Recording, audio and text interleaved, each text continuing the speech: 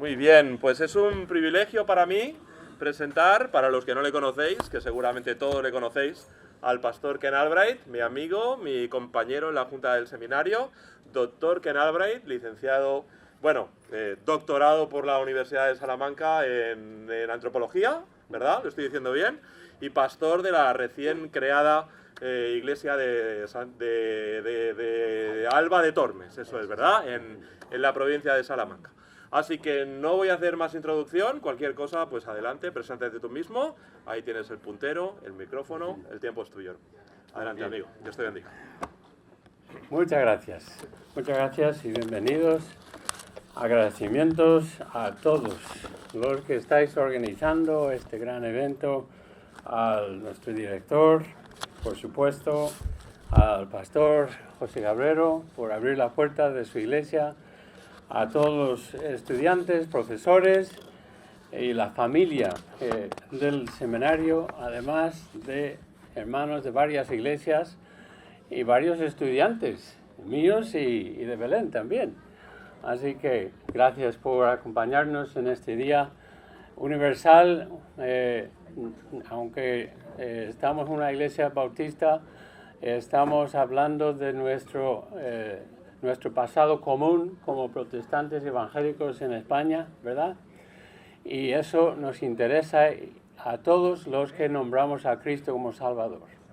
Así que, sin entrar en diferencias denominacionales, matices secundarias, queremos centrarnos en los que dieron sus vidas, literalmente, y su sangre por el Evangelio en nuestra amada España.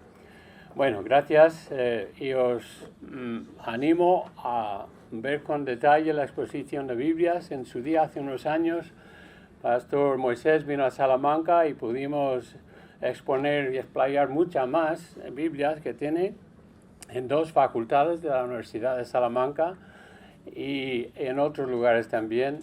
Hicimos un poco de ruido allí para zarandear un poco a los estudiantes, también un esfuerzo evangelístico. Estaba pensando, yo tengo una Biblia de Alba. Bueno, porque estamos abriendo iglesia en Alba de Tormes. Tenemos muchas iglesias en Alba ahora. Y Alba, por aquí tiene su Biblia. Tú tienes una Biblia, ¿verdad?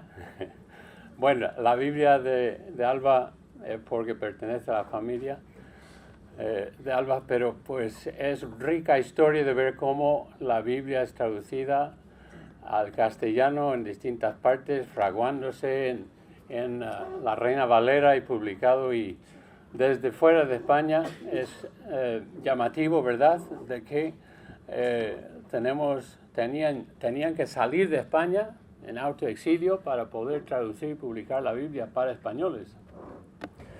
Y no he perdido el detalle tampoco esta mañana que dos de los tres ponentes somos extranjeros, hablando de evangélicos españoles del pasado. Bueno, como sabéis, Dios no hace acepción de personas y todos somos una raza única, pecadores todos, y las diferencias étnicas, nacionales, no influyen en nada ante el Señor y nuestro valor espiritual.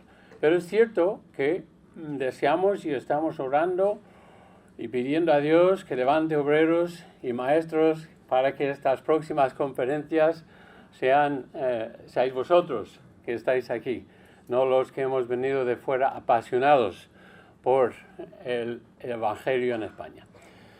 Muy bien, vamos a hablar un poquito de Agustín de Cazalla, y yo he estado haciendo un poco una encuesta particular estos últimos días, semanas, meses, desde cuando acordamos hablar de Agustín de Cazalla en las iglesias donde hemos estado entre hermanos, y les he preguntado incluso a varios pastores: hermanos, ¿sabes quién es Agustín de Cazalla? Y algunos decían, pues no sé, juega para el Barça, ¿no? Es un medio centro, o para el Real Madrid. Muy pocas personas, uno o dos, les sonaba su nombre. y me daba tristeza, porque no solo Agustín de Cazalla, sino muchos de los reformadores, antes, durante y después, incluso de la segunda reforma, que es más reciente, desconocemos sus nombres, sus vidas, sus aportes a nuestra historia rica del protestantismo en España. Algunos han llamado a Agustín de Cazalla el Lutero de España, y cuando uso ese nombre, pues es un nombre con mayúscula, ¿no? Todo el mundo sabe quién es Martín Lutero, pero en prácticamente todos los países del mundo existe uno o más Luteros. Yo no sé cómo valorar ni comparar a Cazalla con Francisco de Encina o con Reina Valera, de decidir cuál es el que se destaca más. En realidad para ellos no les importa y nosotros no, pero sí había un nutrido grupo de hombres y mujeres que vamos a ver en esta ponencia, valientes, que no se callaban, que con un afán, una valentía, que no se echaban atrás y no se callaban como Martín Lutero decía, aquí estoy, no puedo hacer otra cosa, vivo y muero para mi Señor y Salvador Jesucristo. El Lutero de España podían llamarse, pero vamos a ir retrocediendo y gracias, quisiera tener yo la agilidad intelectual y la velocidad verbal, hermano Alfredo, perdonadme porque con este accentillo me cuesta más aún, pero vamos a ir viendo y más de mi ponencia está en la pantalla y también cualquiera, como decía Alfredo, quisiese el PowerPoint, os lo regalo, ¿vale? Un versículo que durante mis estudios en antropología, porque centré mis estudios en el pasado evangélico, pasado y presente evangélico en Castilla y León, uno de los versículos que más me ha hecho impronta en mi corazón y vida es este de Deuteronomio 32, acuérdate. Y eso es un mandamiento, el Señor nos manda continuamente a hacer memoria. Quien no hace memoria está destinado a cometer los mismos errores del pasado, cercano y lejano. Acuérdate de los tiempos antiguos, considera los años de muchas generaciones. Pregunta a tu padre, pregunta a tu pastor, pregunta a tus profesores en el seminario, pregunta, entérate. Si el Evangelio se albergaba en el seno de tu hogar, no llegó allí de paracaidismo desde el cielo. Alguien te lo llevó y alguien se lo llevó a él. Así que pregunta, y os honra, hermanos y hermanas, aquí de estar por vuestro interés en una pequeña parte y vislumbres de nuestro pasado evangélico común.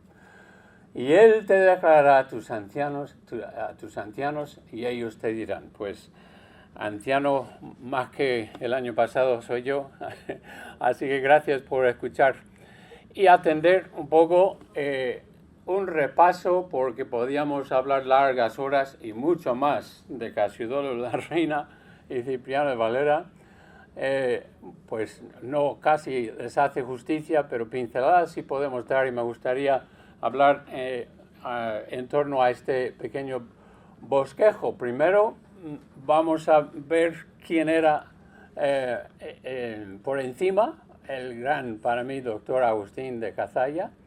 Nació en Valladolid y muere en la hoguera. Bueno, muere un poco antes de que le suban a la hoguera, en lo que se conoce hoy día en Valladolid, Campo Grande.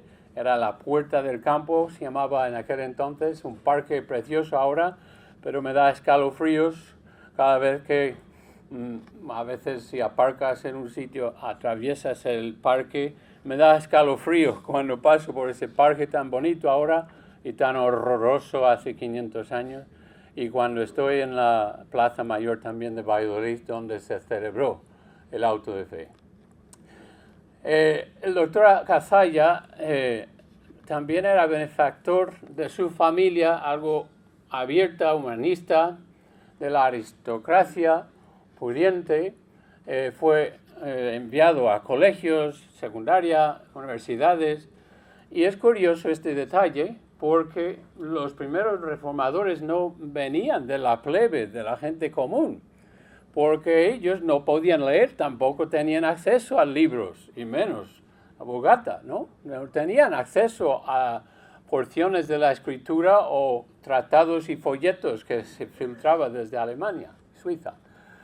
Él estudió para ser sacerdote y juró sus votos, y en ese proceso, estudiando en Alcalá de Henares, que gracias al cardenal Cisneros era también una universidad más abierta, más humanista, y donde se publicó el políglota de Erasmus, pues ya empezó a tener nociones de otras maneras de concebir la fe cristiana, ¿no? ¿Cuándo se convirtió Agustín de Cazalla? Es difícil saber, pero yo creo que durante los años que él acompañaba a Carlos V, como he oído mucho de él, entre Alemania y Flandes, le acompañaba es que los reyes y príncipes y emperadores tenían el privilegio de tener su propio pastor, su propio confesor, para poder librarse de sus pecados, ¿no? No tenían que ir a misa o al confesionario, sino le tenía al lado, y además cuando construyeron sus palacios y sus castillos, construían su propia pequeña iglesia dentro, ¿no? Los privilegios de la riqueza. Pero allí también llevaba consigo lo que era la idea corriente entre todos los católicos, que los protestantes eran un grupo ingerente, amenazaban la pureza de la fe y estaban repartiendo sus herejías y sus falsas doctrinas por toda Europa. Pues él abrazaba en parte esa idea hasta que pudo, y creo yo, que en Alemania en aquellos años pudo conocer a algunos protestantes. No sé si llegó a conocer a Calvino, Lutero, Melanchthon, no sé si pudo llegar a alguno de los grandes, pero sí pudo enterarse de las escrituras, de su autoridad, de que el dogma de la Iglesia contradecía uno al otro en tantos puntos, ¿no? Pero allí le encontramos, regresa a España en el 52, se estableció en Valladolid y es canónigo de la Catedral de Salamanca. Canónigos eran el segundo en autoridad debajo del obispo, pero predicaba y hacía labores según el obispo le mandaba. Pero finalmente sus superiores le mandan a Valladolid ya convencido de que las escrituras eran dignas de estudiar y conocer. No sé qué copias, qué traducciones, o si era la Vulgata, no sé cuáles eran los manuscritos que tenía por delante, o quizás habían oído de que alguien leyese algo y lo debatían, pero es lo que hacían en la casa del doctor Cazalla, donde también vivía su madre, sus hermanas. Es que era toda la familia de Cazalla, y también tenían primos y tíos. De hecho, María de Cazalla era procesada por la Inquisición en Guadalajara. Ella también fue condenada más tarde, pero era una pariente de esta gran familia. Los llamaban conventículos. Hoy día los llamaríamos células o iglesias casa, ¿no? Y allí es donde empezó a tener lo que él no veía tan contradictoria, siendo doctor de la iglesia, siendo teólogo, de estudiar la base de la fe cristiana, que son las escrituras. Y cuando predicaba en la iglesia de Santiago, que era su parroquia, su iglesia parroquial, exponía y hablaba y enseñaba la Biblia desde los textos bíblicos. Tampoco pensaba que hacía nada malo. Ahora vais a ver y comentaré en un momento un libro que pudimos en su día traducir al castellano y ya está en la segunda edición, Mi huida del auto de fe. Habla como si fuera una persona como Agustín de Cazalla. Vivía el personaje Fernando de la Mina en Simancas y le llegan igual literatura luterana y parecía bien. Esto es lo que necesitamos. Eso nos va a despertar la conciencia y la espiritualidad del pueblo en España, ¿no? Y pensaban que estaba pues en una corriente positiva hasta descubrir que ya estaba condenado por la capellanía de la Iglesia y la Inquisición le empieza a perseguir. Algo similar pasa con Agustín de Cazalla.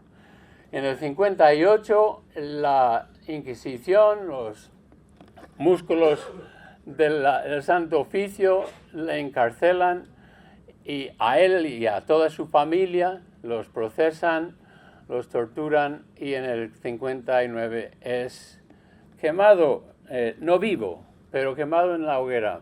Ahora, si lees la historia, y parte del problema es leer entre renglones de la historia, porque gran parte de lo que sabemos de aquel entonces está escrito por historiadores católicos. Decían que él retractó de su herejía y por tanto fue agraciado, o que significa fue matado, le quitaron la vida antes de subirle al poste y quemarle en la hoguera. Que él haya retractado de su fe me cuesta mucho decir. Y a veces, como bien sabemos, la Iglesia ha reescrito la historia y solo es hasta los últimos años en España que esta clase de libro puede publicarse. Y me acuerdo de cuando Juan Antonio Monroy tuvo que publicar sus libros desde Tánger, porque no se podía publicar cualquier cosa a favor del protestantismo en España, y eso en los años 60, 1960, no el siglo aquel. Pues es quemado, ya muerto, pero yo creo que no fue estrangulado, sino murió por lo que se llamaba el garrote vil. Eso lo vamos a ver en un momento. Eso es un resumen de la vida de nuestro gran personaje de esta sesión. Su entorno sociocultural, histórico, lo ha dado un excelente repaso nuestro amigo Alfredo. Carlos V le llamaba en el mote el César, y en cierto sentido él está heredando el poderío del Imperio Romano unos siglos después. Europa ya está en plena ebullición por la revolución religiosa de la Reforma. Él es hijo de los reyes católicos, así que le podemos llamar Carlos V el católico, cargado de conservar la hegemonía, como hemos visto, de la Iglesia en todos los países donde él mandaba todavía, ¿no? Y él escuchó a Lutero en la dieta de Worms. Belén y yo en unos años atrás tuvimos el privilegio de hacer unos viajes en Alemania. Visitábamos unos exmiembros de nuestra iglesia en Salamanca y unos presos que se convirtieron en nuestro ministerio, que estaban todavía encarcelados, pero en Alemania. Pues allí, dando vueltas, paramos en Worms. Solo pudimos hacer una vuelta. Vaciamos, estaba lloviendo, pero también me dejó la piel de gallina pensando en lo que había pasado en ese pequeño espacio de geografía. También pudimos pasar en Wittenberg y vimos dónde estaba la puerta donde clavó las tesis Lutero. Se había quemado y ahora hay una placa enorme en bronce con sus 95 tesis. Pero eso también me hizo mucho impacto. Allí en Worms, Carlos V le escuchaba, pero no pudo callarle a ese, ¿cómo le llamaba? El monje gordito, bajito, ¿no? Y que estaba creando tantos problemas. Y sabéis, si habéis estudiado algo de esto, Carlos V no pudo callarle ni parar la reforma y encargó en realidad a su hijo Felipe II. Hijo, lo que yo no pude hacer, hazlo tú en España. Aniquila este movimiento. Es nefasto. Nos va a destruir no solo nuestra fe y nuestro poder político. Y es lo que se afanaba tanto Felipe II en hacer cuando dio más poder que tuvo anteriormente a la Inquisición para cazar, perseguir y quemar en hogueras y acallar para siempre. Él quería estar cada vez donde había un auto de fe para ver los odiosos protestantes quemarse vivo y escuchar sus gritos. Así, tan malo y malvado era este hombre. Y también era famoso por decir que si mi propio hijo se convierte en protestante, yo seré que encienda las llamas para que se queme en la hoguera. Su propio hijo. Pues no pudo estar cuando Agustín de Cazalla fue martirizado porque estaba casándose con María la Sangrienta en Inglaterra. Pero esto es en mayo. En octubre hay otro auto de fe en Valladolid y él sí estuvo presente. Hubiera estado, pero sus otros compromisos le impedían. Su hijo Felipe II recibe el encargo de su padre Lutero, que había iniciado ya unos años atrás en Wittenberg y Alemania, en Suiza. Ya es mayor, va a morir y pasa la antorcha del protestantismo en el centro de Europa a otros líderes. Y finalmente tenemos en España unos hombres que, recibiendo informaciones, literatura y gracias a no solo Julianillo Hernández, sino a otros colportores que tenían esa libertad comercial para ir llevando escrituras y con su amor por el Señor y por la palabra de Dios lo iban trayendo a España. No solo era uno, representa un pequeño ejército de colportores y gracias a Dios, Dios nos ha llamado a hacer lo mismo, ¿no? Somos portadores de la vida eterna, del Evangelio. Lo estamos dejando palabras, semillas. Vamos sembrando cuando estamos trabajando, cuando estamos visitando, cuando vayamos donde vayamos. Cobremos ánimo y ejemplo de estos que repartían la palabra por toda España en aquellos años. Carlos de Seso es un gobernante en Toro. Toro ahora es un pueblo pequeño, tenía su importancia en su día en Zamora. Él es influenciado por Juan Valdés en Italia, un español en Italia, escribiendo y traduciendo las escrituras en porciones.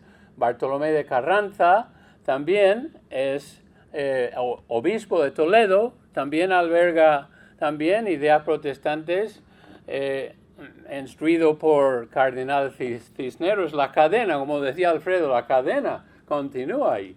Y es Francisco de Encena que traduce la escritura y es Juan Pérez de Pineda que modifica y publica eso, y es Julianillo que lleva lo que había publicado.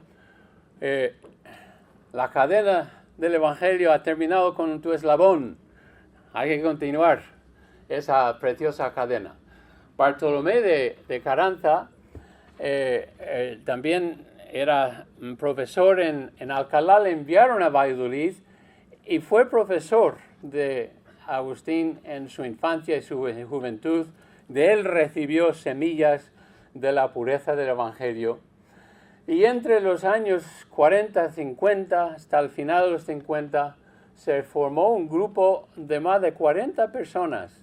Gran parte de ellos de la familia Cazalla, pero otros, muchos más, incluso varias monjas de dos distintos conventos y otras mujeres.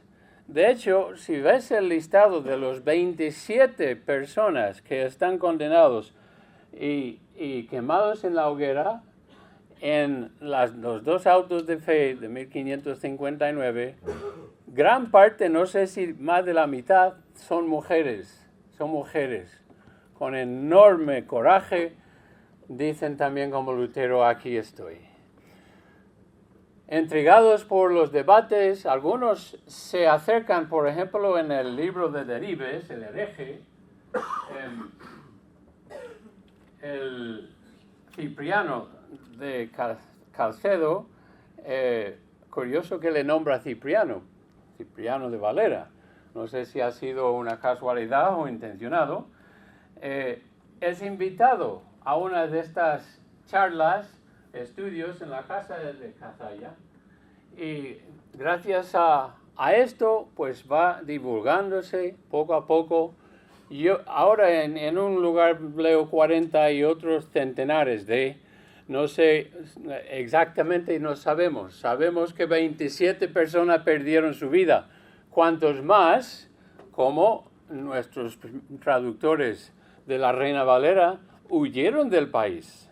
Y yo no voy a culpar a aquellos que fueron en auxilio, si fuera para traducir las escrituras y evangelizar a España desde el extranjero, o los que decían, no, yo me quedo, yo reparto, y si me pillan me muero, gloria a Dios, es una graduación a la gloria, vivo para Cristo. No los juzguemos hasta que te digan a ti o señalen, te dirigen una pistola de niega a Cristo, te mato, pues tendremos la oportunidad de identificarse con ellos. Agustín, su hermano, Pedro de Pedrosa, Domingo Rojas, varios de estos, Herrezuelo era un señor soltero y es el único que no reniega, según la historia, de su fe en Cristo y es quemado vivo en la hoguera, en este auto de fe de mayo.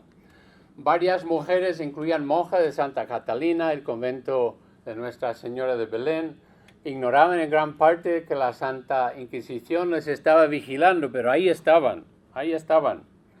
Y podemos señalar, bueno, Meléndez y Pelayo pretende que hay dos y los da nombres a los que delataban de que estos eran herejes y están creando un tumulto y tenemos que encarcelarlos. El Tribunal de Santo Oficio de la Inquisición fue fundado bastante antes de Felipe II, pero iba cogiendo cada vez más fuerza cuando Felipe II, sobre todo, y Torquemada, cogen las riendas de esta caza de brujas. No son brujas, eran nuestros nobles compañeros y hermanos en la fe.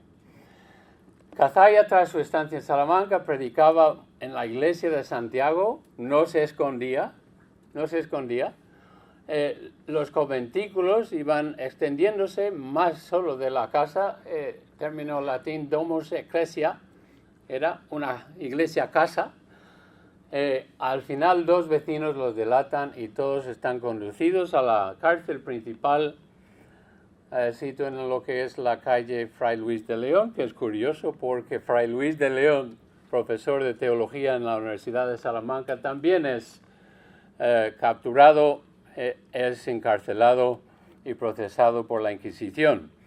No sé cómo se las arregló, solo estuvo encarcelado 5 años, solo, y volvió a dar clase en la Universidad de Salamanca. Pero él sí tenía ideas protestantes, al menos en su afán de traducir dos libros de la Biblia al castellano. Vaya osadía, ¿no? Qué atrevimiento. Pero sí, por haber hecho eso, Fray Luis de León también terminó en una cárcel en Valladolid. Ahora, personalmente, volvemos a retomar un poco la vida de don Agustín. Es nacido de Pedro Cazalla y Leonor Vivero. No sabemos mucho de su padre, pasa de la escena o a lo mejor se murió joven, pero Leonor Vivero es una convencida incondicional creyente y es ella que abre su casa a todos los que quisiesen estudiar las Escrituras. es conocida por aquello. Luego también la van a quemar en la hoguera, pero no una hoguera cualquiera, sino ya había fallecido, así que van al cementerio, excavan y sacan sus huesos y queman sus huesos, como que eso sí iba a callar a los vivos. No, esto es una furia en contra de lo que creen, que es todo anticristiano. Y pensando que hacen cosas así por el estilo, van a acobardar a aquellos que piensan en creer en Cristo o aceptar las doctrinas protestantes. A veces nos pueden acobardar, ¿no? Nos pueden decir cosas, insultos, indirectas en el instituto, en la universidad, compañeros. ¿Y qué nos hace? Nos acobarda. Decidimos, en vez de hablar, a callarnos. Pues eso también es una manera de negar el Evangelio, ¿verdad? Sus estudios le llevan a Alcalá, vuelve a Salamanca, como hemos visto, por 9 años, viaja con el emperador, regresa a España, y para mí es cuando está en sus andanzas por Alemania y en contacto con los protestantes de aquel país, encuentra su fe en el Señor Jesucristo por medio de las Escrituras.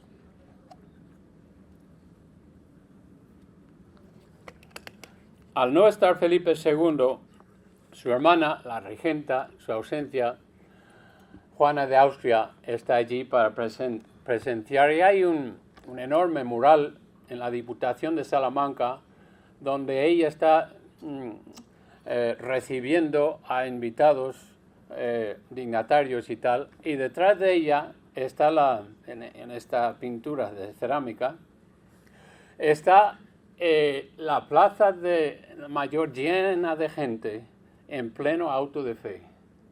Así que tengo hermanos y pastores en Valladolid, dicen cuán difícil es hacer el ayuntamiento reconocer la barbaridad que hizo el pueblo de Valladolid a los pobres mártires protestantes y hacerles por lo menos conmemoración, recordatorio. No hay placa que pone los nombres de los 27 personas matados, asesinados cruelmente, pero ninguneados por las instituciones. El Evangelio está fluyendo, está corriendo y no está preso en Valladolid, ni en Castilla, ni en España. Bueno, ahí está Juana de Austria, lo que quiere decir. Todavía se recrean en estos grandes acontecimientos como si fuera una victoria. Hemos abierto una iglesia en Alba de Tormes, pueblo de 6.000 personas, y mucho menos había en los tiempos de la revolución contra los franceses. Pues hay una famosa batalla que se desata muy cerca de Alba. Alba, pequeño pueblo en Salamanca. Pero cuando hemos estado Belén y yo en Francia, en París, y debajo del Arco de Triunfo, ¿sabéis con lo que he visto en letras de 1 metro? Alba de Tormes,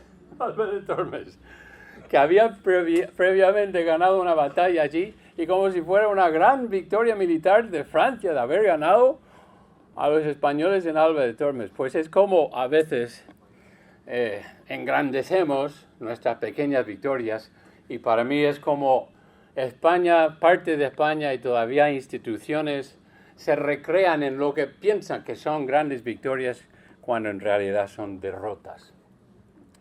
El Evangelio se estudió en estos conventículos, se proclamó por pequeños coloquios y discusiones en la casa de los Cazalla. Incluso en la corte, al principio era el capellán de la corte y con la misma reina regente Juana de Austria, pero seguía predicando y no se echaba para atrás. Al final parece que he repetido una pantalla, o algunos datos, fueron enjuiciados, o sea, quemados en lo que hoy día es el Campo Grande, el puerto de Campo. Ese rótulo, por cierto, es lo que pusieron posteriormente y declara que aquí vivían los horribles y detestables Cazalla, que estaban promulgando su versión odiosa del protestantismo y tal. Ahora ese no existe, pero ¿por qué está ese rótulo? Porque habían, después de quemar a los Cazalla, eliminarlos, tiraron la casa donde vivían y echaban sal gorda al solar para ver si eso también ayuntaba los malos espíritus de los demonios protestantes, y erigieron este rótulo que quedó hasta 1776, me parece. Bueno, su procesamiento inquisitorial tuvo lugar cuando ya presos organizaron un auto de fe. El auto de fe es el juicio, ¿no? Cuando están presentados sus cargos en un gran tribunal y se montaron gradas, y tenemos un grabado de cómo podía haber sido en medio de la Plaza Mayor. Miles de personas asisten porque no había ni internet ni Netflix. ¿Qué haces cuando por la tarde pues vas a ver a herejes condenados? Pues Carlos V, ya mayor, pide que su hija, a falta de Felipe II, preside este evento. Comienza el espectáculo a las 6 de la mañana y ya por las 7 a las 8 de la tarde, el 21 de mayo de 1559, 14 personas están quemados, 13 ya muertos por el garrote vil. Ahí está, garrote vil, que ataban la frente a la cabeza, perdonar por los más jóvenes aquí, a un poste, y con un giro brusco de la manivela meten una estaca en el cerebelo, algo parecido a lo que hacen en la corrida de toros, ¿no? Cuando el pobre está allá abajo, le meten una navaja y se acaba así. Se muere instantáneamente, dicen. Le hicieron el favor de morir de esa manera. Ahora, yo podía pensar en 1000 maneras más de morir, pero así estaban dispuestos los que supuestamente retractaban o abjuraron de sus herejías protestantes. El Hezuelo es el único que es quemado vivo, y los huesos de la madre las sacan y las queman. Cuando no pueden sacar los huesos de alguien protestante, quemarlas. Cuando no las pueden juzgar en un auto de fe y quemar vivos en gran espectáculo, porque ya han huido del país, ¿qué hacían? Pues como hicieron con Reina Valera. Hacen un hombre de paja, le visten con ropa y le queman en efigie, como si ese fuera la misma persona, y le queman a esa hombre, o sea, muñeca, con el nombre de la persona, y así pretenden otra vez acobardar y humillar a los que tenían esa fama o esa fe. Aquí un grabado ya hecho ya en el siglo XVIII, pero imaginando cómo podía haber sido aquel fatídica tarde cuando condenaron a los primero 14 y luego 13 en octubre, el 8 de octubre. Ahora, quiero saber un poco más de Agustín Cazalla, su familia, pues tenemos oportunidad, y uno de ellos es este precioso libro, Recuerdos de antaño. Os animo a leerlo. Me parece un poco injusto que el hereje de Miguel Delibes haya conseguido tanta fama. Lo leí primero en inglés. No lo recomiendo. ¿Y cómo es eso? Porque está escrito por una persona que no conoce a Cristo, y hay escenas feas, vulgares, lenguaje. Y en realidad podías dedicarte a otra lectura para saber la misma historia, pero real, no inventada y ficticia. Y ha hecho tanta fama el hereje de Delibes, que han hecho ahora una ruta del hereje por toda Valladolid, pero es donde el personaje inventado paraba, nacía y hacía negocios y charlaba y tal. Pero no ocurrió, pero sí ocurrió muchas más cosas. Y no hacen ruta, el ayuntamiento no hace ruta auténtica. Para eso tienes que acudir a unas de nuestras autoridades, y que tenemos aquí Fernando, anciano de la iglesia en Carabanchel, que dijo hace muy poco, estuvo con Luis Fajardo en Valladolid, hicieron ruta auténtica, incluyó a donde estaba la casa, donde estaba el auto de fe, donde el convento de Belén estuvo, ya no está. Así que, tristemente, nuestro gran experto en el pasado evangélico de España, Gabino Fernández, está ya con el Señor, ha dejado un precioso legado, y hay un podcast que él todavía puede escuchar su voz hablando de Agustín Cazalla. Así que, pero él llevaba esta ruta auténtica de los herejes reales en Valladolid. Merece la pena. También hay una ruta en Madrid, me parece.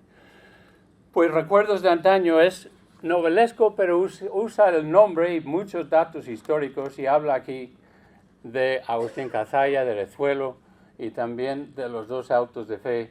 Y toda la primera parte es dedicado a Julianillo en Sevilla. Merece la pena. Este tengo de Tesoro del 77, se publicó por CRIE, pero lo publicó por primera vez en 1800, lo escribió en 1875. Un pastor protestante que nació en Valladolid, y ese merece la pena leerlo. Ese debería tener mucha más fama que el otro libro, ¿vale?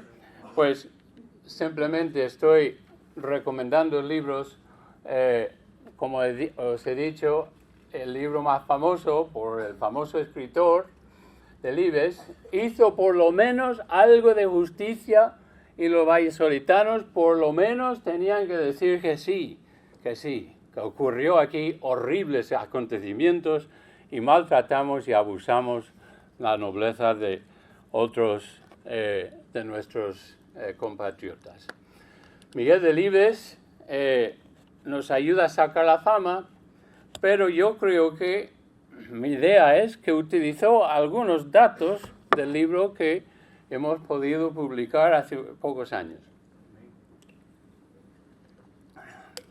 Por primera vez se publicó por la Sociedad Protestante de Inglaterra a principios del siglo XX, así que al menos tiene 130 años, y es una historia,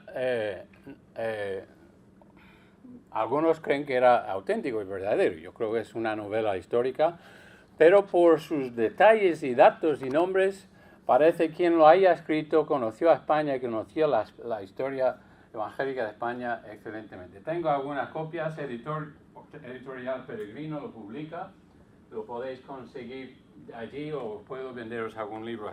También hemos sacado de la literatura inglesa un libro pequeño sobre Jorge Borro. No es su libro La Biblia en España, pero sí, eso es un resumen de su vida. Estos libros os animo a dedicar lectura para profundizaros más en la historia que estamos hablando.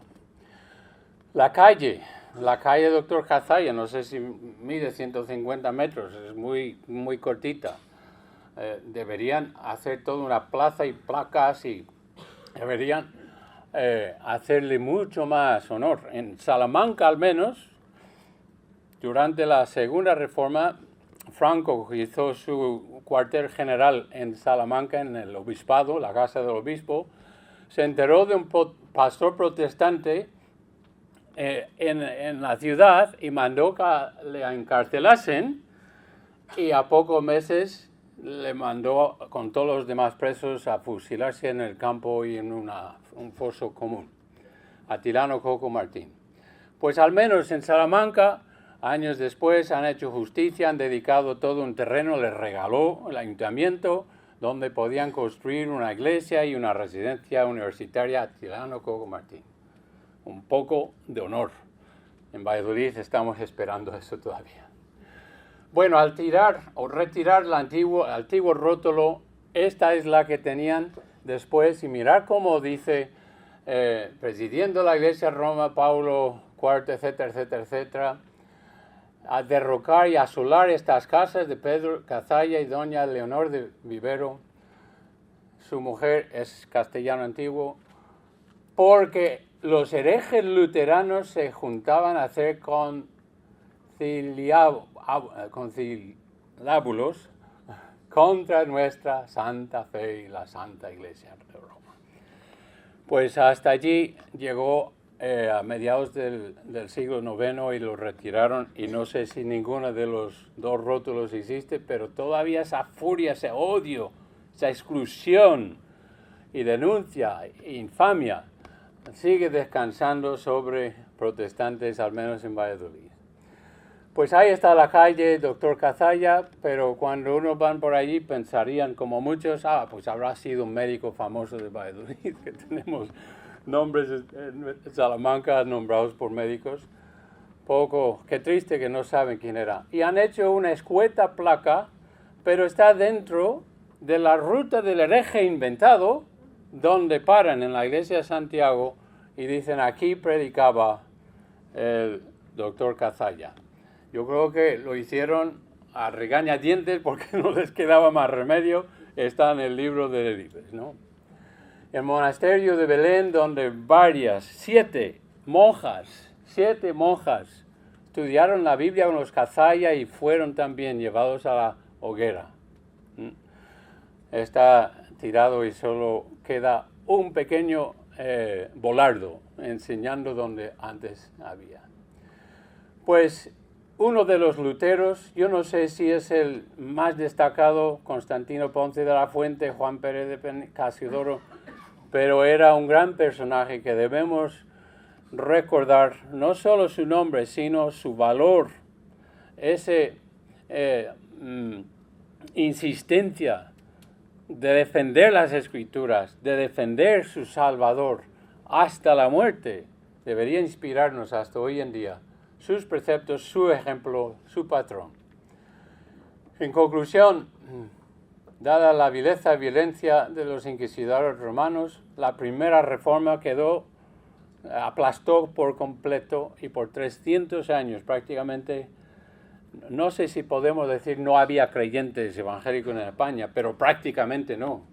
Porque si crees en Cristo y te van a llevar a la hoguera, o vas a marcharte del país o vas a callarte. 300 años hasta la segunda reforma, y gracias a otros reformadores como Juan Bautista Cabrera, levantan la voz y dicen, aquí estoy, no puedo hacer otra cosa. Gracias, doctor Cazalla, listado en este documento como uno de los que murió, y recordamos a él con los grandes héroes de la fe, Hebreos 11, de los cuales no era ni son dignos. En el cielo sí, lo serán. Muchas gracias.